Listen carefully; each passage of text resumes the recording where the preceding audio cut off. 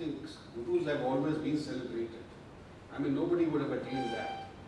And I think everybody, in some way or the other, has a mentor. It's not a formal, but it's an informal sort of a relationship. But today it is getting formalized, which is actually very, very good and very relevant in here. But I think, to be honest, one point that I would like to make in terms of, I think what was discussed by the other panelists also that came across as to what a coach should truly do. I think that's one arena where somewhere or the other that I think we need to work on, which is, have we been able to prioritize what a person wants? I do hear a lot of coaches come back across, I'm not clarity in what I want, but I am being shown a way which may not be so important for me. So are the priorities of the coachee being adequately understood by the coach? And A may be A, in your perception it could be B.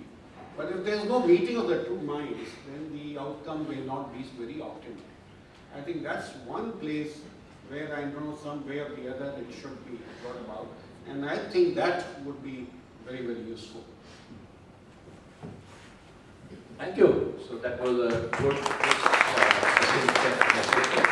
make sure that your own priorities don't take over the coach's priorities, and much though ICF and any other course that we go through emphasizes that, I guess at the end it's a little difficult to keep your filters, your biases, and your own need to demonstrate your own knowledge. I guess it's not always easy to keep that away. Well, we have had a lot of great input, so let's have some questions or thoughts or interactions or whatever else you prefer, and you can address it to any of the panelists, please. There's one coming in the back. Hi, my name is Vinay and I'm very new to this fraternity of coaching. I've heard from all of you in the panel all the good examples of coaching and being coached. I was wondering if there have been any instance which you would like to share where you thought that was a bad experience in coaching, or the coach was not up to the mark, or that's not how things should be done. Thank you. The question is where a bad experience with coaching, where the coach was not up to the mark or something. Are there anything that you're aware of? Well, I've heard this quite a number of times, to be honest with you, and from coaches. And I think it takes a little bit of time also for the coach and coachee to be compatible to one another, to understand the DNA. What tends to also happen is that I think after a couple of interactions, and I do get calls sometimes from candidates that you have mentored or people who are at the helm of their affairs, wanting to find out, look, I want a coach replaced. And you ask them, why, what happened? He says, no, the person is just not understanding me. He's just not understanding what I want, and he's all over the place, and I'm getting no clarity. So I think that happens quite a bit. You have to give it a period of time. It just cannot be a one session and you find an overnight change. It cannot be also 2-3 sessions for you. It takes a little time for the coach to understand the DNA of the coachee as well as vice versa. And therefore that is very, very imperative. I think the expectations have to be also set in course. So sometimes there's a point that, okay, I'm grappling with these 3-4 issues and I want clarity immediately. So immediately the coach should be able to make a difference. And it should be right, all this problem solved and you are in a different orbit all along. That also does not happen. And therefore expectations to be actually articulated and set right is the other part that happens. But generally what I found that even sometimes when the coachee has been complaining and saying that this coach is not there, after some time, the opinion changes. And maybe some of the questions that was asked and the person couldn't really articulate. After reflection of 2-3 months, they come back and say, look, I got clarity. I got a little clarity because of the questions that were asked, but at that point of time, it didn't make sense to me. But now if I reflect, and now when I introspect, and when I think deeply, I find that there is a difference. So it tends to happen. And because there is no overnight miracle, so as to say. But I think expectations to be set right, I think both to be comfortable with one another, the coachee to trust that, and the coach to feel that, look, there is ownership and a sense of responsibility, and not just time passing and saying, okay, I've done my 60 minutes and now that's it. So you're looking at the larger outcomes, and I think those three things are really important. But it is a requirement, I think, which each one must have, without any doubt. I can share one from my experience as a coach. A couple of years back, I thought the coaching was going very well. I was one of the people who was replaced. And I thought it was going great and lovely. And this guy was always saying wonderful things. And then one day I get this call that he requested a change. On later reflection and some more internal conversations, what I found was that I was actually pushing him. I was pushing him into a direction which was against some essential values that he had in life. I felt they were not contributing to the growth, his growth in his career. In my own way, I kept saying, hey, listen, those values are nice, keep them at home when you come to work, that kind of stuff. It didn't quite work out, so ultimately I got replaced. The other one is where this is an organization from which I have not got any subsequent business because the person I coached decided to become a coach himself. So after that, the organization. So I don't know whether that's a good effect of coaching or a bad effect of coaching. Any more questions, please? Shyam, but that was really authentic and amazing of you to share this. Absolutely. Thank you very much. Hi, Yeah, please I go have ahead. a question here. I heard Arvind say this in his third pointer that coaches, it is better that coaches are not from the same industry or they don't know much about that industry, so they are external. And I heard her say that she would prefer somebody who has some idea of the business you work in. What would be the middle ground? Because we do find this often that, a lot of people who ask, the coach should be a subject matter expert there. So what is really the middle ground? Maybe I can add some. So, and I was probably also picking up from the last question. So I don't think there are any bad coaching experiences. They're only less helpful and more helpful in my mind. But the less helpful ones, and that connects back to the question that you just asked as well, is where the coach maybe thinks he has the answers or needs to give the answers. I think that's where for me it starts to break. I really think that the answers always come from within, and the coach just has to act as a way to help the individual reflect and clarify their own thought. The business context is helpful only from the point of view of being able to understand the context in which I operate and the relationships that are at play in the context that I work. For example, in the context that I work, I really don't have any boss, right?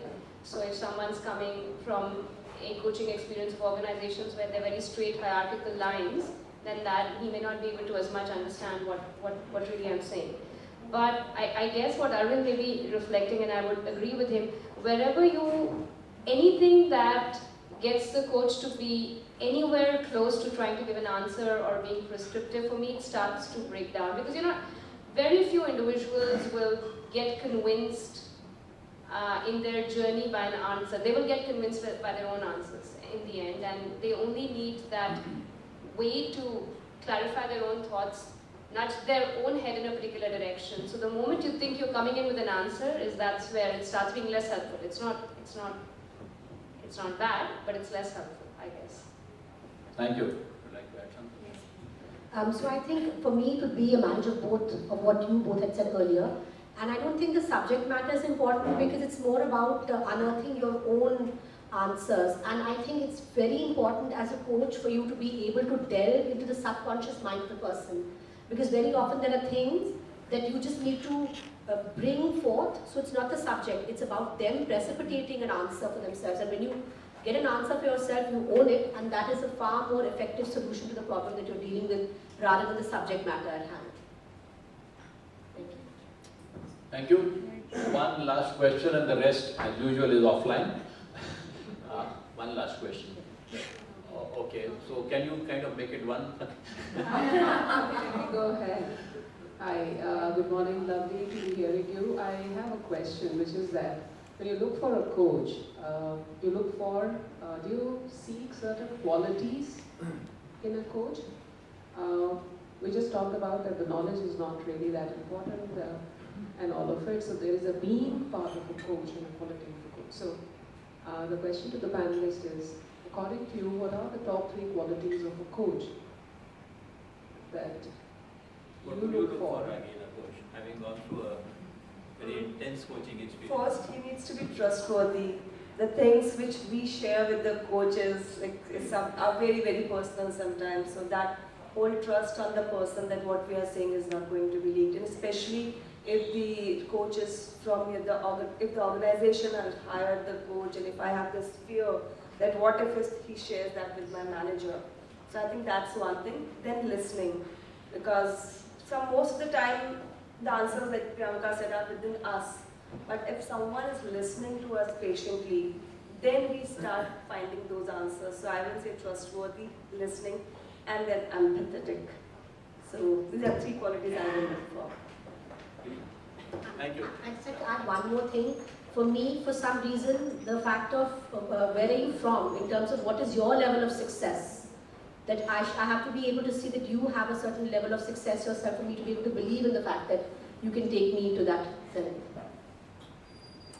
So I guess different people will look for different qualities. There would be a few which will be common across the board, but then others. Am I allowed half a more question? Because there were 3 which came together, so it will be unfair. We'll cut into the tea time, don't worry. Yeah, you had a question, please. It would be rather unfair to, yeah, after this, no more. Yeah. Thank you, Shyam. That was really kind and generous. So, before and beyond being a coach, I'm human. And as human, I have a tendency, when I say I, that's like a human kind, I have a tendency to project my own unconscious. It could be the dark side of my unconscious or bright side of my unconscious. So I may end up seeing my unconscious glimpses into the coaching. And therefore, what I don't know or realize about myself is what I see there, and I start working. There could be a tendency that I start working with that glimpse of coaching for an unconscious reason of myself. As people who, all of you have received coaching and then you have sponsored coaching. So what would be your advice or insight to coaches to be able to stay aware of my unconscious and to be able to manage that boundary? Am I making sense? Yes. Would you like to answer? What about the bias? What about the bias? So it's not necessarily the bias, it's like, in my unconscious, and 98 or 99% of me is in my unconscious realm. So maybe I carry a baggage of an anger or a time management to simplify, whatever else. And in the coachee's story, I recognize a glimpse that catches my attention, which is actually my own baggage, my own stuff. So there's a risk that as a person, I may get derailed. I may myself get derailed and get stuck to that aspect of the coachee's story. So how do, as a coach, I keep myself aware and yes? Okay, I'll attempt an answer to that. I think you're right. Coaches have their own filters, their own biases, their own concerns, their own needs to prove things. And part of the answer, I think, lies in things like coaching supervision, which is being looked at, or the ability to talk to peers and figure out, and of course the continuous education that coaches should undergo, because every day you are discovering new things about yourself when you are talking to other people. And I think it's a very, very important thing that we as coaches are able to become aware of it and make sure that it doesn't bias our coaching in any way.